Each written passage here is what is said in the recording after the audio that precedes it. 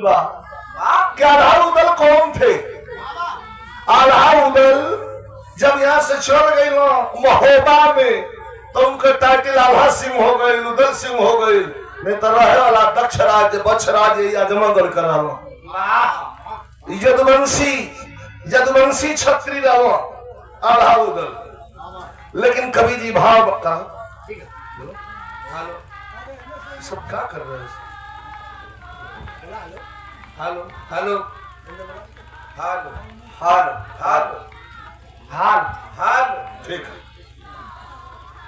हाल हाल आओ। कहानी का भाव लेके चलो सभी। बहुत विरहा सुन ले हम निवेदन करब जितना भैया बैठल बनी पूरा विरहा सुन ले, पूरा कहानी सुन ले। एक तरफ जन्म का बात आई तो मन करे ठेहुनी आ जाई, और दूसरे तरफ कहानी तो ये कह कि भाई विरहा तो है ये है दो ध्यान दे भूमिका में।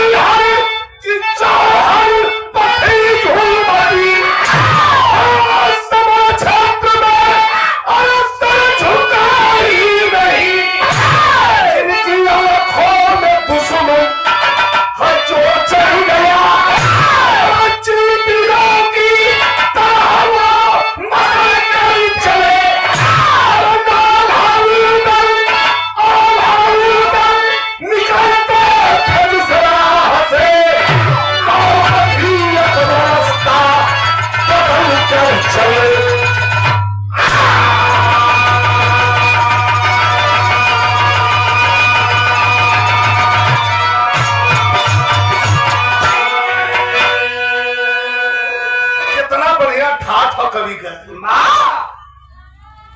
महेंद्र कवि का ठाठ कितना बढ़िया है।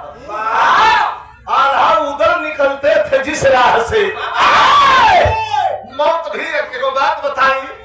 हमारे युवा साथी लोग भी बा सीरी एक बेर हर आदमी के दहिने आवे सीरी मने भगवती। हर आदमी के भगवान एक बार मौका दे वही मौका में जे जाग गए ओके मिल जाला। वो मौका के जे गवा दलस तो फिर हाथ मलले के अलावा कुछ ना जाला। मौका टाइमिंग कुल खेला टाइम और मौका पर। आल्हा उदल निकलते थे जिस राह से मौत भी अपना रास्ता बदल कर चले। बड़ा वीरताई का चर्चा बा दिल्ली से लेकर इधर कलकत्ता तक आल्हा उदल के दर्शन कर खातिर देखा खातिर लोग तरसत रहलन। और लड़ाई के मैदान में जब तलवार लेके आल्हा उदल दोनों भाई निकल जा अरे तो दुश्मन गनगना के जवन बात तुम घुटना टेक दे के तलवार की सरकार जान छोड़ दा लड़ाई ना करो। एगो गजल लगल बा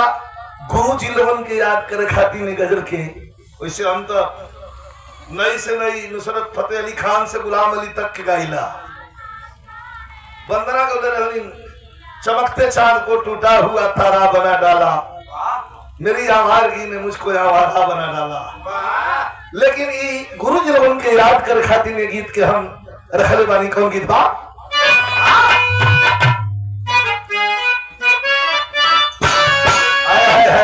पंजाब के बोतल में, पंजाब के बोतल में कश्मीर का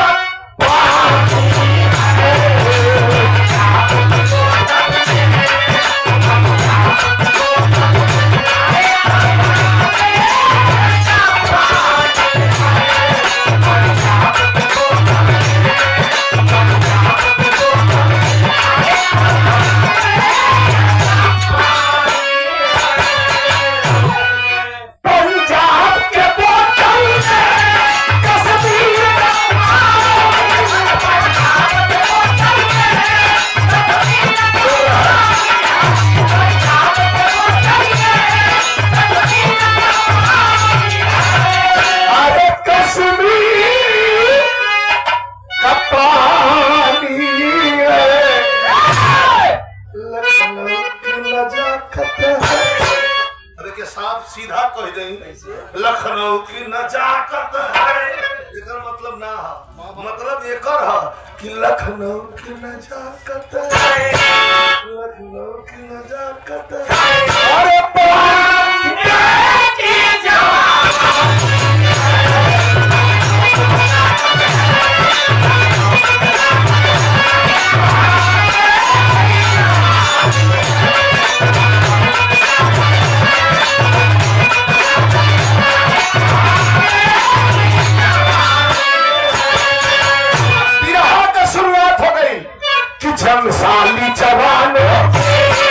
जंगसाली जवान अरे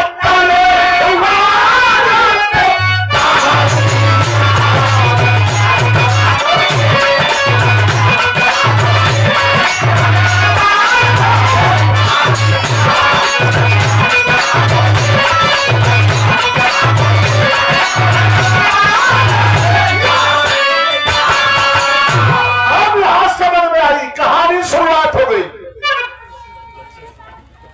कि जब से समर में सबके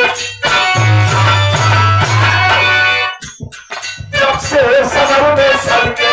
तब खनका खूनी खंजर जब से समर में सबके तब खनका खूनी खंजर सरदार नजर बोलते भी आजाद उत्तर बंजर दरबार लगल मोहब्बे में कहानी को शुरुआत हो गई दरबार लगल मोहब्बे में बैठे आधा मतवाला दरबार लगल मोहब्बे में बैठे आधा मतवाला उधर पर खान दिया जाए बैठे में सही रखता बातों की चली परिचर्चा एक तरफ काला एक तरफ उधर एक तरफ पखान एक तरफ ताला सैयद एक तरफ विवाह तिवारी सब लोग बैठा हुआ अपने अपने तलवार के मुखिया पर हाथ रख के और लड़ाई के बाद चलता वही में वो बात छिड़ गई 2,500 लोग बैठा हुआ महल में सामने अब बात कौन छिड़ गई बातों की चली परिचर्चा बातों की चली परिचर्चा आधा चिंतित हो बोले बातों की चली परिचर्चा आधा चिंतित हो बोले ये बात खटकती दिन में आधा हृदय का खोले आधा रोवे लगना करो बात का हमके चिंता खाई जाती है और कौन बात का चिंता खाती है महाराज कलम उधर तनी खड़ा हो जा भैया कहानी के ध्यान दिया जा उधर तनी खड़ा हो जा उधर खड़ा हो गया का भैया कौन बात में का कोनो बैरी ना ललकार दिहलस कहना नहीं ये उधर तोहर गावा ना करोले कितना दिन भइल बा उधर कहे 14 साल हो गए भैया हमनी के मांगलिक जीवन बड़ा खुशी बा बड़ा ठीक से बानी जा हमनी के कहला कि 14 साल हो गए आल्हा रोवल कहला रे मर्दवा तू नहीं 14 साल हो गए अब बतावा एगो कठौत का लड़का दे रहता हम भतीजा खेला ले रही थी हम तो और बड़ भाई हैं अरे इतना सुनत सुनत ले ताला सैयद का कहला के छिड़ गई बहस फुलवा पर छिड़ गई बहस फुलवा पर बोले है सैयद ताला छिड़ गई बहस फुलवा पर बोले है सैयद ताला नाम सबिया देवी में ये कौन चलाने वाला एगो अंसना गोदी में मिलल बड़का वीर बनल तलवार निकाल के उधर खड़ा दो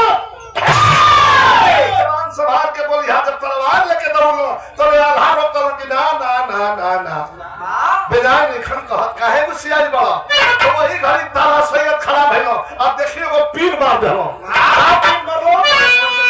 कि है कोई असली असली ओरिजिनल बात है भैया हम बताओ थे उधर खड़ा बोल बोले ताला सैयद खड़ा भइलो बीच में आल्हा बोल का कहत हम ताला सैयद है कोई कभी फुलवा में कोई कभी फुलवा में क्या भूखा सीना करके ना होती कहो या तो फुलवा में कोनो कमी होई अरे तो गले लेके तलवार मार भागे तुम ये ना मरद होई हो बात तेगा कतार भाला कनास से मार जब आदमी या तो मर जाई अने घाव लगी तो बुझ जाई लेकिन बात को चोट बड़ी देर हम हो गए सोच कुछ बात लग गई तो आदमी जिंदगी भर जिए ना दे बेचैन कर रहे का कहो कोई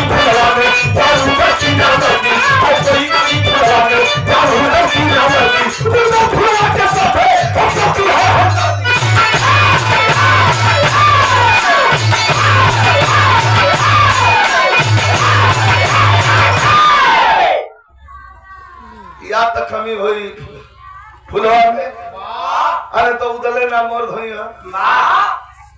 तलवार लेके गन गन गन गन गुस्सा में कांपे लगा उदल। आला भैया बीच में अगर रोड़ा ना बनल रहता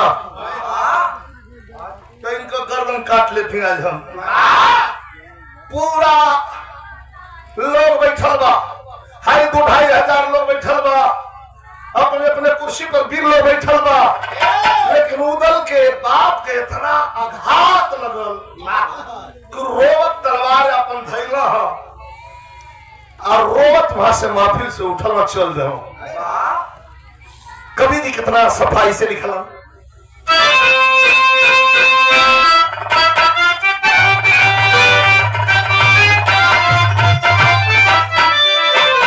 कवि कहता कि खंजरिया पेगा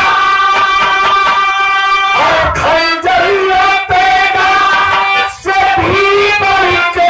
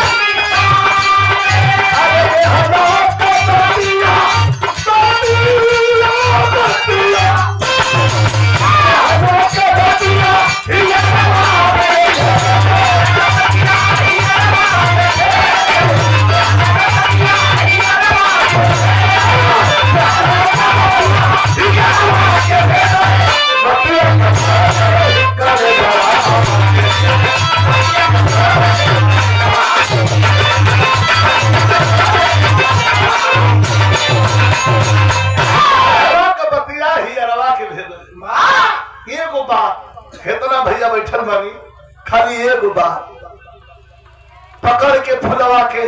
और झोटा लिया के बहरी जौन मेहरारू 14 बरस महल में रह गई, कबू केहू न देखलस। ये भैया हो पकड़ के झोटा लिया के बहरी फेंक दे। अरे अरे अरे अरे मालिकी का करतनी रोवा लगला। उदल कहा कि बहुत प्रेम करके तोहरा के लिए आई नहीं, लेकिन एगो बात ध्यान से सुन लो, हमारा आग के सोझा से जल्दी दूर हो जाता है।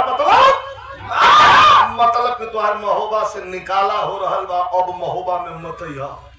हम तुहार मुंह नहीं खी दिखल चाह। 14 साल बीत गई, हमारा भैया के वो कठो का लड़का ना देहलू खिलावे खातिर फुलवा समझ गई। ओहो के लगा था कि शादी लगा दिले बा।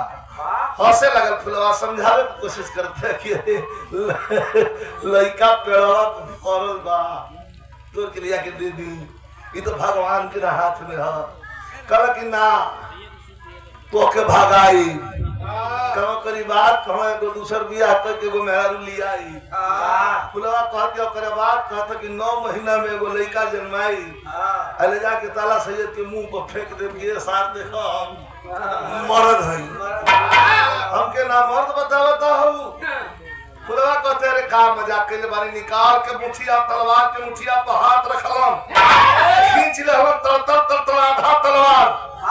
सुनो आधा तलवार खींच ले है, पूरा निकाल ले तो बिना खून ले अंदर ना जाइए। गर्दन न काटे के पड़े, अपना प्यार का हत्या में बलि न चढ़ावे के पड़े। चल जा मुंह घुमा ले, भेड़ा से है हाथ घुमा लिया। जब यार घुमा ले फुलवा बेचारी खड़ी बिया सोचतिया, एक बार ताकतिया महोबा के महल में, एक बार ताकतिया सीधा डहर सोचतिया कि ना जाई नैहर जाई तो लोग का कही कि प्रेम विवाह कर के गई रही है, देखा ही है भगा दिया से छुछिया वही तरह छुछे खोइछा उधिया होता होतारी बेचारी चुपचाप हुए डहर सीधा महोबा से धर लियलस। चलत चलत चलत चलत चलत गया तो कवि जी दर्द लिखलन ये हमारे गुरु जी रामदेव गुरु का स्पेशल था, जैसे हमारे फिल्म का गीत कैसे मास्टर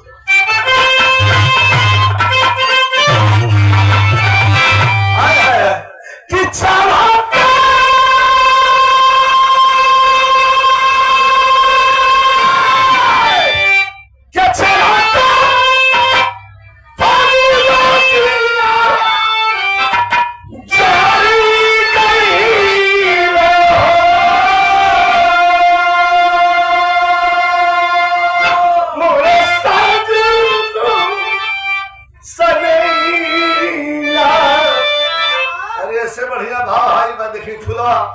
चल भी रास्ता में दहन जाती सोचतिया वो दिमाग कहीं हो जाता कहाँ जाए तनी ध्यान दे बिरहा बहुत सुन ले सब आप लोग, ये कहानी के विस्तार से सुन ले कैसे मास्टर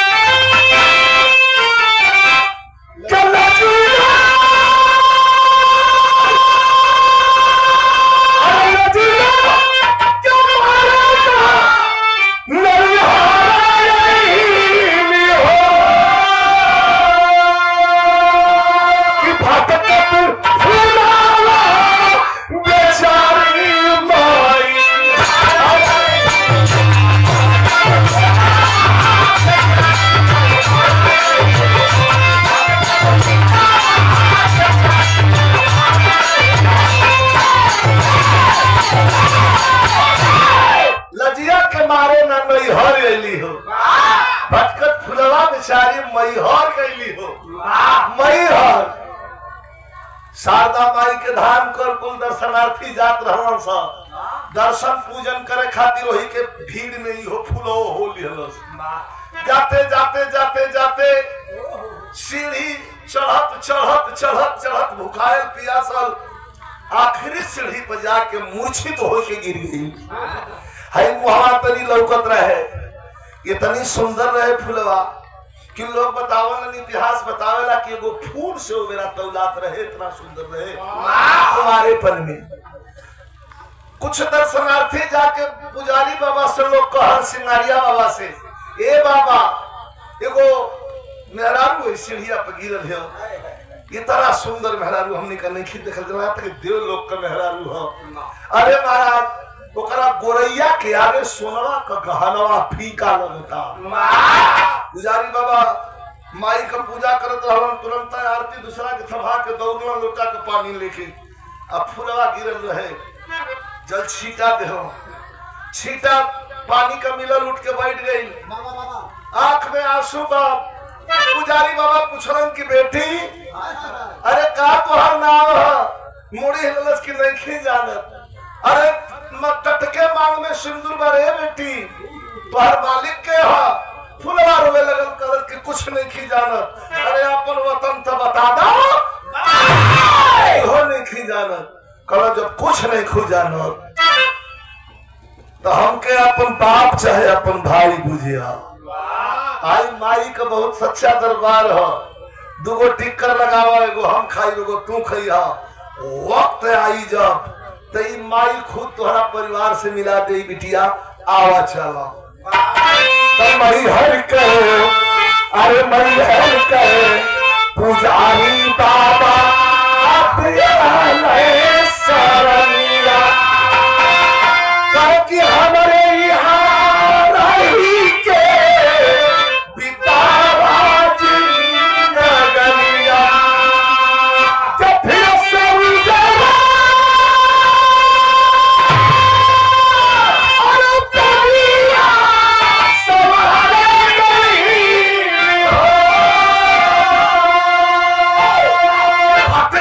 Hold on!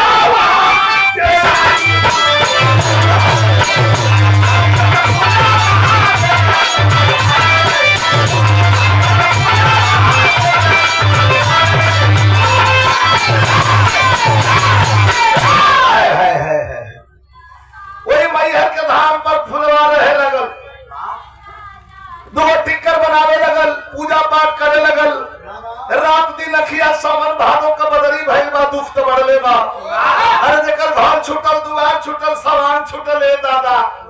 अब हम दुख भइला बिना बाकी रही बहुत दुख में बिता रहल बिया। लेकिन इतना भैया बैठल हो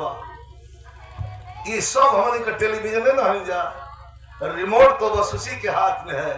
जवन जवन चैनल जकरा जकरा पर लगा दे वो चैनल आदमी धर लेता। कोई को चैनल बा भाई देखें फुलवा बेचारी वही जरा है लगल 20 दिन जब वो धाम पर 20 दिन बीतल। 20 दिन का मतलब बा कि जब 20 दिन बीतल है औरतन का एगो धर्म होला जो ना के कहल जला मासिक धर्म। वो मासिक धर्म में जो बात पुत्र धर्म के प्राप्ति के लिए प्रकृति कुदरत के हाथ से ही बनावल हो। 20 दिन मासिक धर्म बीतल रहे अतः फुलवा के भगा दिया हो। जब 20 दिन धाम पर बीतल तो कभी के लेखनी खिलखिला के हंस पड़ल का मास्टर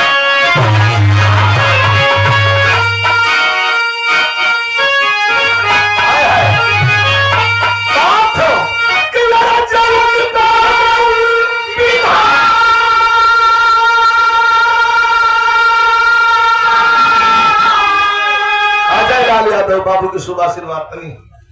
तनी तनी निकालने के काम में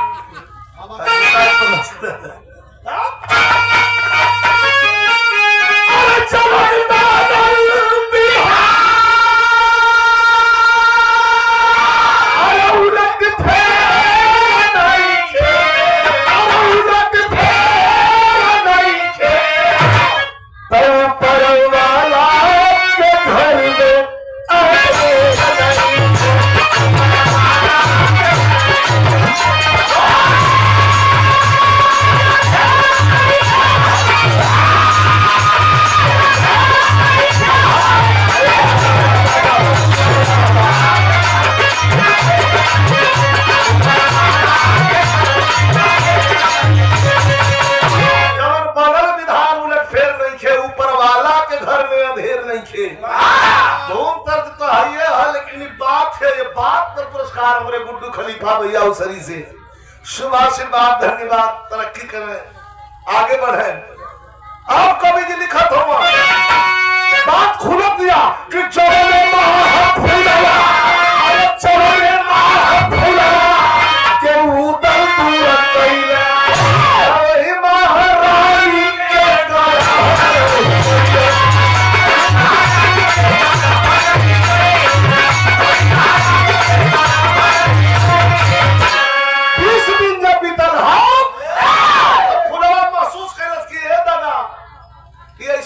होता तब कभी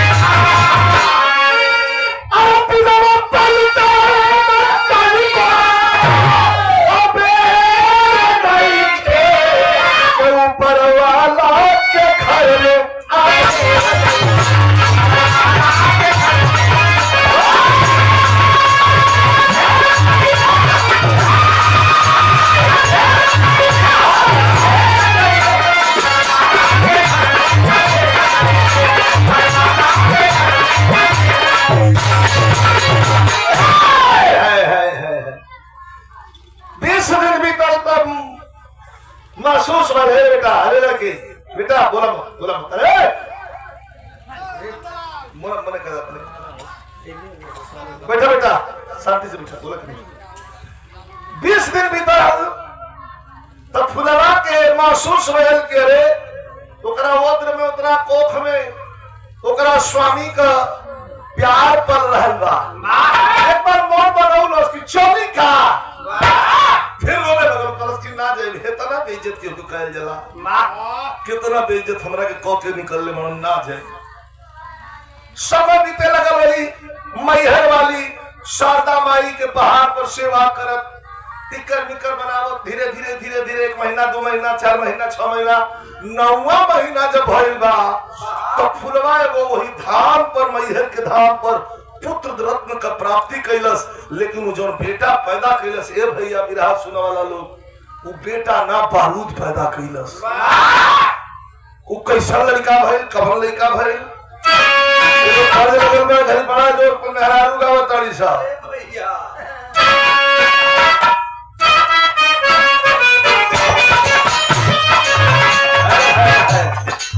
लागे सही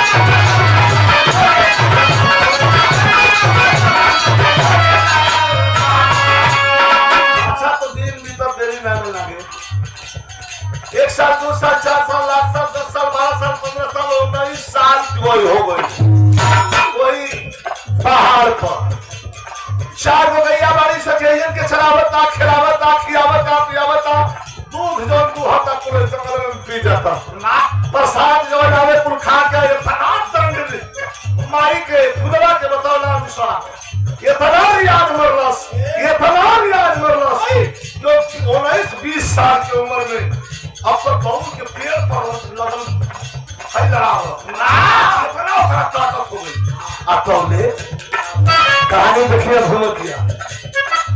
तो ही घरिया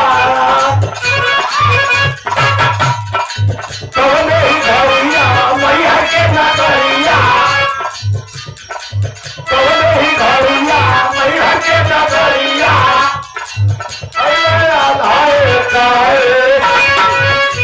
आल्हा उदक भैया आ गई महोबा से दर्शन करे खातिर नीचे अखाड़ा रहे वही जंगल में भैया हो बहुत ध्यान दे एकदम हिले का मौका नहीं और जंगल में जाके चुआ रहे पहाड़ का चुआ पानी से नहा के दौड़ के जाके अखाड़ा पर आल्हा लौटा जमीन चढ़ा के ठोक के ताली अगर दूर चक्कर दौड़ आल्हा बहुत बढ़िया बीज रहा उदल के मलखान के देभा तिवारी के तारा सैयद के परमाल के 5 जना के लड़ावे अखेर मलखान के आभा इतना ताकत रहे ठोक के ताली और उठा के अखाड़ा के माटी और फेंक के आसमान में जब अखाड़ा पर दौड़े लगो तब बगलिया में देखो कि वो लड़का बा बतरे खबा आ खूब रियाज मारता मार धरती पसीना से डूबल बे इनका के जोलन होके लगल करे साला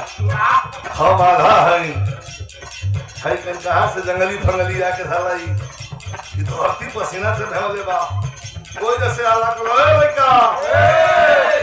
अरे तनिको मेरी आज मार हां लड़का खड़ा भल कल कि उहे फुरक लड़का रहे तू का जान थई के कल मैंने हम लियाज कम मारी की ढेर मारी तोहरा के कोनो दिक्कत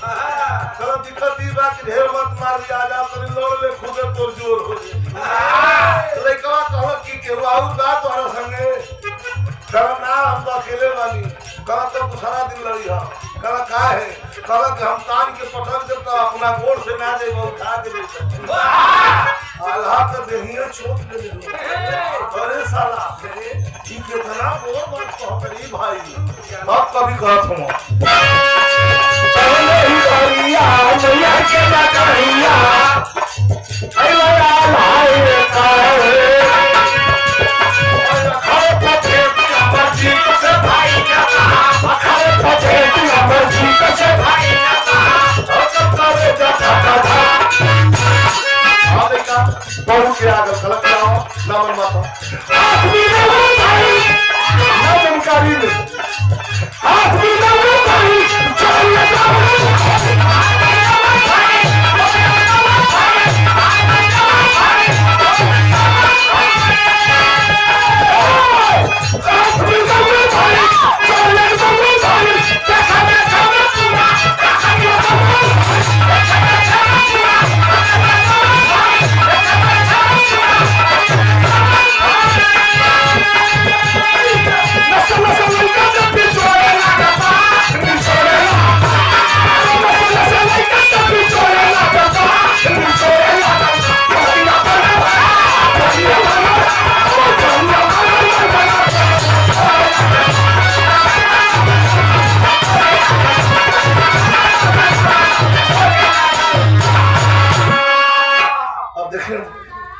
बड़का जब गलती करेला तो बर्दाश्त ना होखे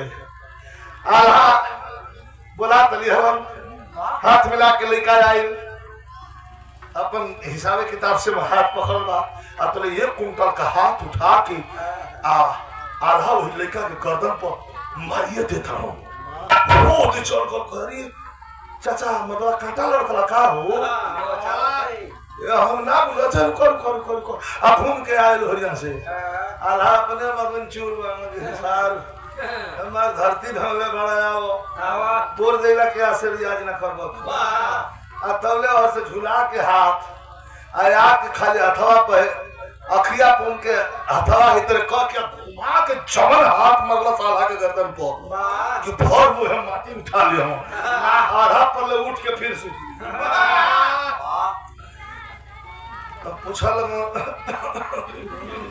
कहा घर है रे बाबू कहा बॉस एक हाथ में ऐसे में कहनी है कि क्योंकि लिया लोखा तो लड़िया ऐसे मत लड़िया कहा घर लगला पूछना आला कहवा करे तो के लड़का जान के दया करते अशिष्ट बालक पटक दे काम लगना रहे कहा कि सोना ढेर पढ़ के मत बोलो अब कितना पानी आई आवो लोड़ी लो आवो देह पे गरम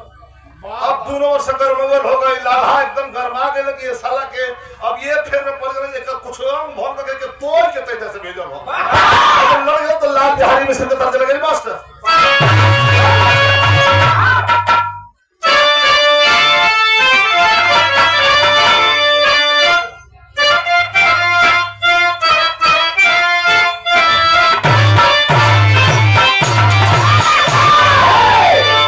कितना बढ़िया भाव कभी लिखत हो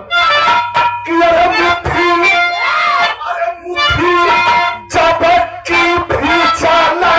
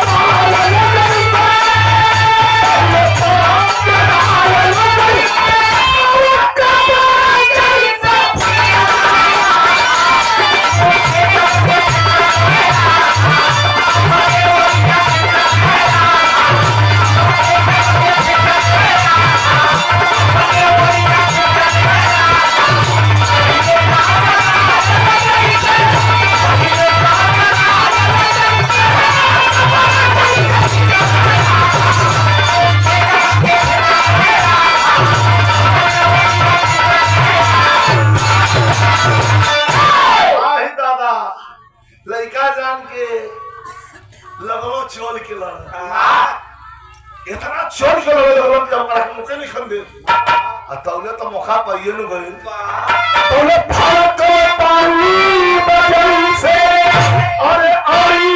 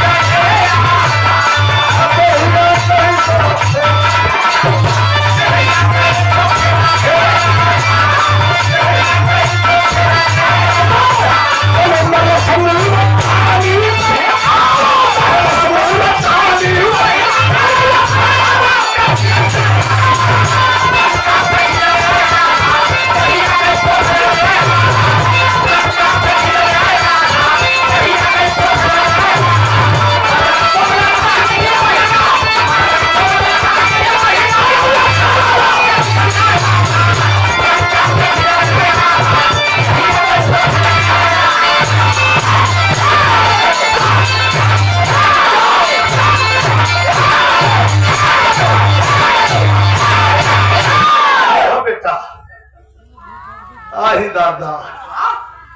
जौना बात के डर रहे उहे हो गए तेरी बयान करेंगे सुन ले शंका से घिर रहे आला ना यार ढेर चौकता मत थोड़ी ठंडाई तो पहिर अब गर्मी भाई 200 रुपया पुरस्कार ये वीर भाव पर प्रदान कैलन हमारे छोट भाई हमारे गुड्डू खलीफा दिल्ली में जाकर कारोबार हो राती में काम करलन उसरी की धरती से भैया के धन्यवाद नमस्कार प्रणाम बा उठा धरस मुल्तानी शंका से घिरले आल्हा देहिया कैसो फैलले आल्हा मारस मुल्तानी कोई खड़ावा पे गिरले आल्हा कोई वहां बाना ना पटक तो दिहला सूट के ताकल में नहीं अरे क्यों देखत नहीं क्यों नो अरे साला तब पूछत हूं ए बेटा ए के कल लिखा है जी का काली ना कि पटक दे तो लगवा माई बाबू के नाम पूछे भैया बाबू भैया भैया कहां तोर घर रे बेटा सब लड़का कहलस मास्टर कैसे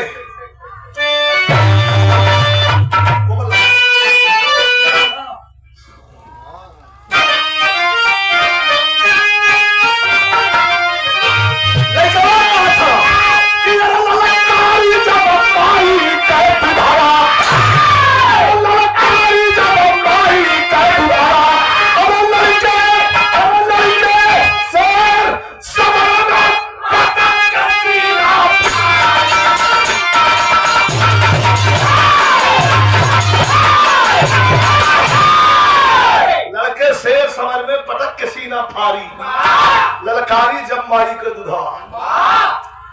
आल्हा पूछा लगना केरे लेकर सुनो वाली ने कपड़ा पहने लगो अनेखा बुझो हमर माई वही मारे हमके वो तो पूछा तानी करे के हम तो माई हरे के अब मदरा तो नहीं पटका दिला तुम थे सरवा के आदमी माई बाबू के जाना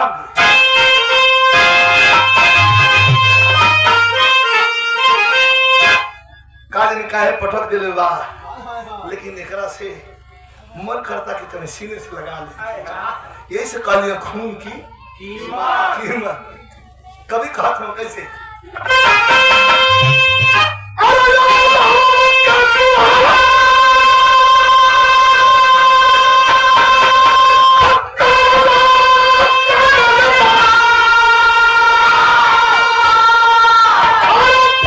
प्यार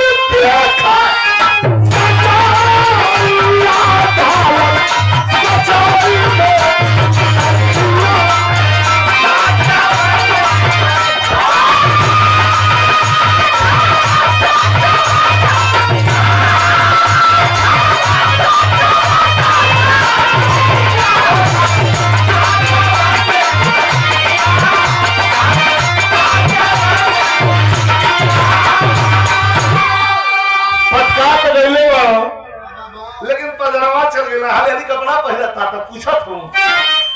क्या करना ना हुआ कहा दावत लवा कवन मतारी तो कैली पलवा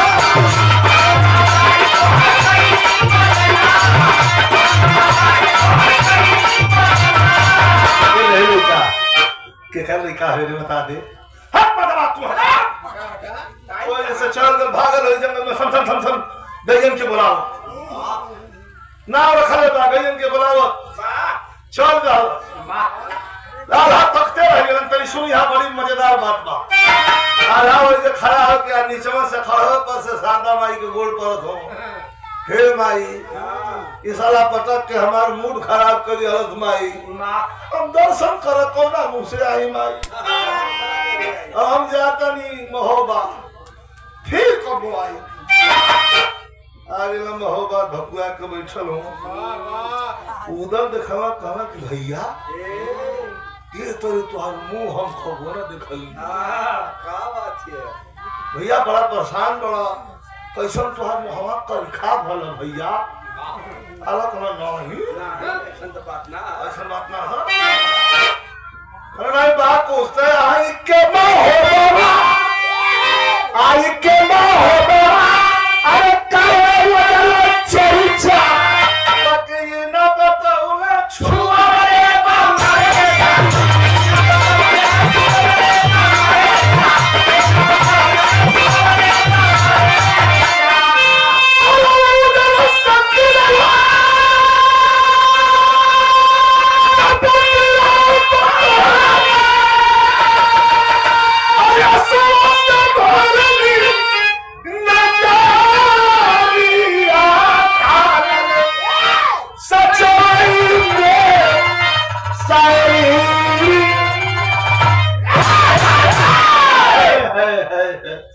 उधर के बोला लगी मैं यार कहानी में देखो न सुनू एगो लड़का हुई मैहर के खड़वा पर का दर्शन कैला हो कि ना करो ना कैली तोरा का है कतौ है तो बता पड़े हां बधाई बड़े मत तू नहीं एगो लड़का हुई मैहर के खड़वा पर रहल है उधर और जब पिछवा से तेरे पकड़ के डरिया अब बीम जब घींचे लागल हो तो ओकर देहिया हमरा धड़क दे कर जाला धक दे कैलस कि हम लागल कि हमार उदल आ गई का तो ये मती लो करते ही नक सक रह जाए कल आगे बतावा कल काय आगे आगे पूछले वाला 3 बेर 2 बेर पटक देला सबकी का खबर कह पुआ बेजान नहीं की कह 2 बेर हमके पटक दल खान 2 बेर पटक दल का हम ना मानब का पटकाइल बनी हम तब हम न मानब कि तू मन तो उधर कह के वीर पुरुष का कोई वीरता करेगा गुणगान करे और एक वीर पुरुष का कोई वीरताओं का गुणगान करे समझ लो उसमें है तब बारूदों से आसमान भरे यहाँ पर उधर मोहब्बत की धरती खाती है एक पैदा वीर हुए बारूद यहाँ की माटी है कवन